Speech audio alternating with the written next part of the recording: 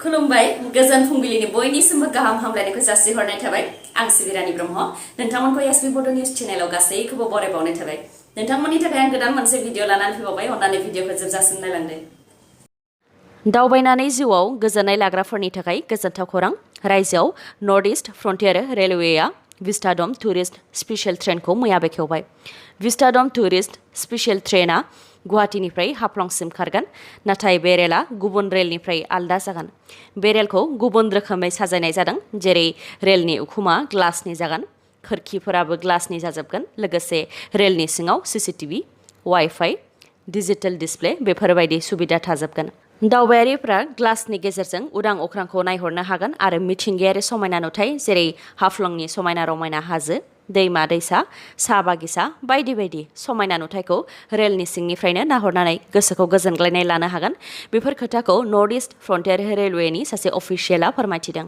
लोगोसे ओनसोलनि दावबायारिफोरनि अनगायैबो गुबुन दावबायारिफोरनि गोसोखौ बोनो थाखायबो बेबायदि खाबु खालामनानै होनाय जादों जाहाथे रायजोआव रांखान्थि बिथिङाव जौगानाय लाबोनो हायो होननानैबो फोरमायथिबावो बिथाङा मख'नो गोनांदि विस्टाडम टुरिस्ट स्पेशल ट्रेनआ सप्तायाव खेबनैयै खारगोन सनिबार आरो बुधबार बारायाव समा गुवाहाटीनिफ्राय फुंनि 6:35 रिंगानिफ्राय जागायजेनगोन आरो गोदान हाफ्लं स्टेशनाव सानजौफु 12 रिंगायाव सौहैगोन गासै 270 किल'मिटार जानथायनि लामा फैफिननायनि समा हाफ्लंनिफ्राय मोनाबिलि 5 रिंगायाव जागायजेनगोन आरो हरनि 11 रिंगायाव गुवाहाटीयाव सौफैगोन सेप्तेम्बरनि गिबि सप्तानिफ्रायनो सोलोंथाइ फसंथानफोरखौ बेखेवनानै होनो थाखाय फोसावबाय सोलोंथाइ बिफाननि मन्थ्रि डक्टर SBbodonews बिथाङा माखासे सान सिगांनिफ्रायनो सेप्तेम्बर दाननिफ्राय फरायसालिया बेखेवजागोन होननानै खौराङाव मोनबाय थानाय जादोंमोन नाथाय दा सोलोंथाइ बिफाननि मन्थ्रि डक्टर SBbodonews बिथाङा बेखौ रोखा खालामनानै होबाय गिबियाव HS final year graduate final year आरो पोस्ट ग्रेजुवेट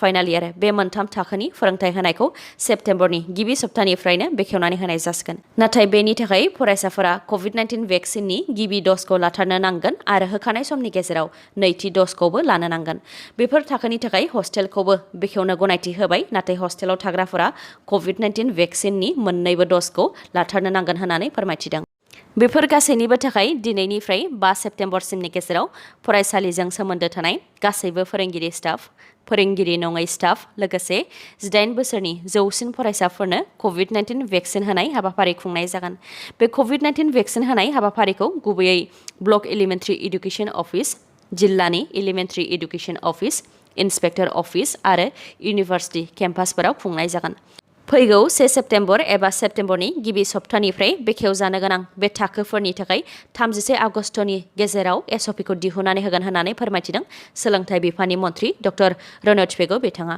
मख'नो गोनांदि बेफोर थाखोनि अनगायै गुबुन थाखोनि फोरोंथाइ होनाया माब्लानिफ्राय जागायजेनगोन बेनि सायाव जेबो बुंथ'वाखै बिथाङा बिटिआर गोरोबथा बायदियै बिटिसिनि गाहाय प्रमद बर' बिथाङा मैया चिरां जिल्लानि सिङाव थानाय रौमारियाव फरेस्ट स्कुल आरो क्लाइमेट चेन्ज रिसार्च सेन्टार लुनो थाखाय अन्थाइ खाम्फा बेखेवदों रौमारियाव फरेस्ट स्कुल आरो क्लाइमेट चेन्ज रिसार्च मिरुआ लुफुंजायोब्ला सा सानजा भारतआवनो बियो गिबिसिन जागोन बे बेखेवनाय हाबाफारिनि गेजेरजों प्रमद बर' बिथाङा फोरमायथिदों दि जौगानायनि थाखाय इन्डास्ट्रियेलाइजेसन बांबोदों जायनि थाखाय कार्बन ओंखारनाया बांसिन जादों आरो बेनि थाखाय क्लाइमेट एबा बोथोरा इमबेलेन्स जादों बेनिखायनो बिनि सायाव दा थाबैनो गोख्रों राहा लानाया मोजां बेयो सुबुंनि थाखायल' नङा गासै जिब जुनारफोरनि थाखायनो होननानै फोरमायथिदों बिथाङा लोगोसे फोरमायथिबावदों दि बड'लेण्डआव 40% हाग्रा ओनसोल बेनिखायनो हाग्रा ओनसोलखौ रैखाथि होनायजों लोगोसे जिब जुनार ना दाउ एम्फौ एनलाफोरखौबो रैखाथि होनो थांखि लादों होननानै बेफोरनि अनगायैबो बे मिरुआव आसाम सा सानजा भारत आरो बुहुमनिफ्रायनो रिसार्च खालामग्रा फैनानै बोथोरखौ रैखा खालामनो थाखाय रिसार्च खामानिखौ मावफैगोन होननानै फोरमायथिबावो बिथाङा मख'नो गोनांदि बिटिआर ओनसोलनि माखासे जिल्लाफोराव दैबाना जानायनि थाखाय गोबां नखरफोरा हालाय हाफाय जानो गोनां जादों बेनि सायाव मा राहा लानाय जादों बिनि सोंनायाव प्रमद बर' बिथाङा फिननाय होदों दि बिटिआरनि मोननै जिल्ला क'क्राझार आरो चिरां जेराव आइ दैमा माख्रा दैमा आरो संकस दैमाफोराव भुटाननिफ्राय फैनाय दैनि जाहोनाव ओनसोलखौ लोमसाव होनायखौ होबथानो थाखाय इन्टारनेशनेल लेभेलनि मोनसे कनसाल्टेन्ट ग्रुप यख'जनि गेजेरजों गोनोखोआरि मास्टार प्लान खालामनो आखायाव लादों आरो आसा खालामो फैगौ बोसोरनिफ्राय बेबायदि दैबानाजों भुगिनो गोनां जानाय नङा होननानै फोरमायथिबावो बिथाङा। रन्जन दैमारिखौ उदां खालामनायखौ लानानै सोंनायाव बिथां प्रमद बर'आ फिननाय होदों दि आयेनखौ रावबो नेवसिनो हाया, नाथाय जायनाखि रन्जन दैमारि बिथांनि दैदेननायावनो बिटिआरआव गोजोना फैदों बेनिखायनो बिथांनि दायखौ रेहाय होनानै उदां खालामनो डक्टर हेमन्त बिश्व शर्माजों सावरायलायनाया जागासिनो दं होननानै फोरमायथिदों। बिटिआर गोरोबथायाव थानाय बायदियै चिरां जिल्लानि सिङाव थानाय रौमारियाव फरेस्ट स्कुल आरो क्लाइमेट चेन्ज रिसार्च सेन्टार लुनो थाखाय अन्थाइ खाम्फा बेखेवनायनि अनगायैबो क'क्राझाराव ल' कलेज एबा आयेन फरायसालिमाखौ प्रमद बर' बिथाङा मैया बेखेवनानै होदों। मख'नो गोनांदि क'क्राझारनि बे ल' कलेजखौ थांनाय 2017 मायथाइयावनो बिटिसिनि बारग' गाहाय हाग्रामा महिलारि बिथाङा गायसनदोंमोन। 2021 मायथाइनि 25 सेप्तेम्बरनिफ्राय 2 अक्ट'बरनि गेजेराव जानो गोनां 12थि शिकाग' साउथ एशियान फिल्म फेस्टिभेलाव बर'नि सावथुन सिजौआ अफिसियेलि सायख'जाबाय। बे खौरांखौ बर' सावथुननि फावखुंगुर आरो सिजौ सावथुननि क'-प्रडिउसार ओम प्रकाश खेरखातारि बिथाङा फेसबुकनि गेजेरजों फोरमायथिदों। सिजौ बर' सावथुना जारिमिनारि सावथुन जायखौ बिशाल पि चालिहा बिथाङा लिरदोंमोन आरो डाइरेक्सन खालामदोंमोन आरो प्रियम खेरखातारि चालिहा आरो ओम प्रकाश खेरखातारि बिथांमोनहा प्रडिउस खालामदोंमोन। बिथांमोनजों दिहुनजानाय सिजौ सावथुना तामिलनाडुआव जानाय golden spare' international film festival 2021 आवबो मोनथाम एवार्ड देरहासारनो हादोंमोन। बेनि मादाव best director award, best debut maker award आरो बेस्ट फिल्म एवार्ड इन इन्डियान फीचर फिल्म केटेगरी। मख'नो गोनां दि सिजौ सावथुना सासे सिजौ मुंनि गथ'सानि सल', जाय भारत भुटान सिमना खाथि सायखंगुरि गामियाव थायोमोन। बिथाङा रंजा खुसि थाग्रा गथ'सामोन, नाथाय 1958 सिम भुटानाव सोलिबोनाय फिउडेल लेन्ड टेन्योर सिस्टेमनि बोलि जानो गोनां जादोंमोन। बेनि उननिफ्रायनो बिथाङा उनाव सासे मंक जादोंमोन। बिटिसिआव सोलाय सोल' जानो हागौ। बिटिसिआव फिन हाग्रामा महिलारि बिथाङानो गाहाय मावफुंगिरि सोद्रोमानि मासिखौ सामलायफिननो हागौ। बेफोरखौ लानानै हाग्रामा महिलारि बिथां आरो डक्टर हेमन्त बिश्व शर्मा बिथांमोननि गेजेराव सावरायलायनाया जागासिनो दङ। बेबायदि गोसारबाय थानायाबो बिटिआर ओनसोलाव मोनसे जोबनो रोङै राव बायदि जाबाय। बेराफारसेथिं सोर थार बुंदों, सोर दोलोखौ फोथायनो, बेबो सरासनस्रा बिटिआरनि सुबुंफोरखौ गोनो गोथो साननायाव खोख्लैबाय थादों। माब्लाबा खौरां बिजोङाव फोसावनाय जायो बिजेपि दोलोआ मोननै अपसन होदों, जेरै प्रमद बर' आरो हाग्रामा महिलारि सानैखौबो एमएलए बानायनानै केबिनेटआव लांनाय, लोगोसे बिटिसिआव बिजेपिनिफ्राय गाहाय मावफुंगिरि सोद्रोमा बानायनाय आरो इउपिपिएल नङाब्ला बिपिएफनिफ्राय सासेखौ लेङाइ गाहाय बानायनाय। बेनि अनगायैबो गुबुन मोनसे अपसना इउपिपिएल आरो बिपिएफनिफ्राय सासेखौ बिटिसिनि गाहाय खालामनाय आरो सासेखौ एमएलए खालामनानै केबिनेटआव लानानै थांनाय, बेनिफ्राय बिजेपिनि सासेखौ लेङाइ गाहाय खालामनाय। बेफोर फर्मुलाफोरा खौरां बिजोंफोराव फोसावजाबाय थादों। थिग बेबायदिनो खोनानो मोनबावनाय जादों बिटिसिनि गाहाय प्रमद बर' बिथाङा उफ्रा बिसायख'थिखौ गेलेगोन। बेखौ लानानै खौरांगिरिफोरा प्रमद बर' बिथांनाव सोंथि खालामदोंमोन।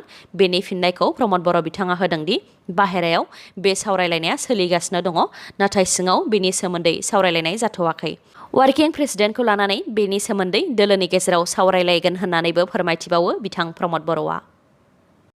आफगानिस्ताननि काबुल एयारपर्टआव सिरियाल बम्ब ब्लास्ट जादों, जाय समाव आफगानिस्तान हादरखौ एंगारनानै फैनो थाखाय सुबुंफोरा काबुल एयारपर्ट आरो एयारपर्टनि खाथि खाला होंगो दोंगो जादों। बे समावनो खेबनैयै बम्ब बेरनाय जाथाय जादों, जायजों दासिम सा 40 सुबुंनि जिउ खहा जानाय खौरां मोननाय जादों आरो सा 120 सुबुङा जोखोम जानाय खौरां मोननाय जादों। मख'नो गोनांदि जिउ खहा जानायनि सुबुं अनजिमाया आरोबाव बांबावनो हागौ। जिउ खहा जानायनि मादाव माखासे US military personal, Taliban guards आरो माखासे नोगोरारिफोर। रिपर्टनि बायदिब्ला बमआ काबुल एयारपर्टनि मोखाङाव आबे गेटआव सिगां बेरग्रोदों। बेनि दसे उनावनो काबुल एयारपर्टनि बाहेरायावनो बेरन हटेलनि खाथियाव बमा बेरदों।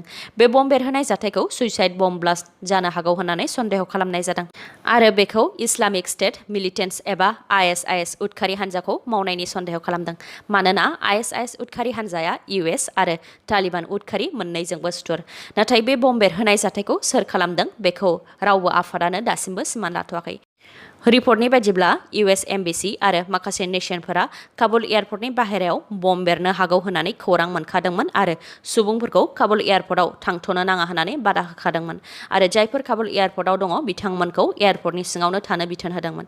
नाथाय उदखारिफोरनिफ्राय जानगाराव थानो थाखाय आफगानिस्तान हादर एंगारनानै थांनो हांखुर जानाय सुबुंफोरा गुबुन गुबुन हादराव थांनो थाखाय काबुल एयारपर्टनि सिं आरो बाहेरायाव थुबुर जाहैदोंमोन। बेयावनो बम बेरनाय जाथाया जाबाय आरो सुबुंफोराबो जिउ खोमानो गोनां जाबाय।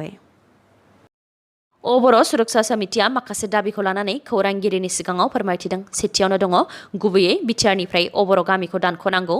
नैथियाव दङ 2003 मायथाइनि 10 फेब्रुआरिनि सिगांनिफ्राय थाबोनाय थागिबिफोरनो हानि पाट्टा होनांगौ।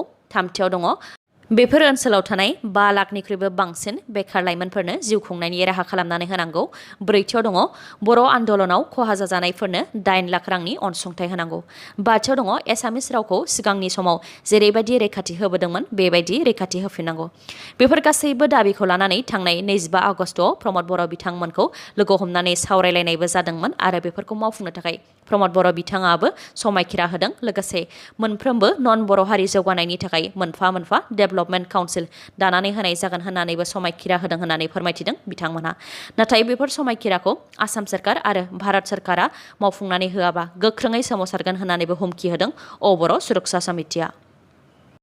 नन्दिता सयकियाखौ बुथारनाय जाथायखौ लानानै आसाम केबिनेटआ फास्ट ट्रेक आदालतनो नायबिजिरनो थाखाय गनायथि होबाय। आसामनि सोलोंथाइ बिफाननि मन्थ्रि डक्टर रनज पेगु बिथाङा मैया बे बाथ्राखौ फोसावदों। आसामनि गिबि मन्थ्रि डक्टर हेमन्त बिश्व शर्मा बिथांनि दैदेननायाव मैया केबिनेट जथुम्मा जादोंमोन।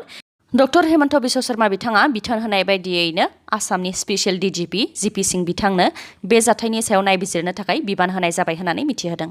मख'नो गोनांदि नन्दिता सयकियाया धेमाजि जिल्लानि मरिदल कलेजनि लाइब्रेरियान रिन्टु शर्मानि दानख्लाबनायाव जिउ खोमानो गोनां जादोंमोन।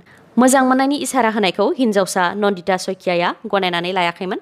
बेनि थाखायनो दुथां रिन्टु शर्माया हिन्जावसाखौ लामायावनो गोबौ हाथियारजों दानख्लाबनानै गोब्राब जखम खालामदोंमोन। उनाव हिन्जावसा गथ'आ देहा फाहामसालियाव जोबथा हां लाहैदों। रिपर्टआव मोनबावनाय बायदिब्ला नन्दिता सयकियाखौ जोबथा बिदाय होनानै फैनाय समावनो आसाम जातीय युवा छात्र परिषदनि जिल्ला आफादगिरि अनुपम बर'आ बिथाङाबो धेमाजि जिल्लानि मरिदल सिलाफोथार र'डआव एक्सिडेन्ट जादों।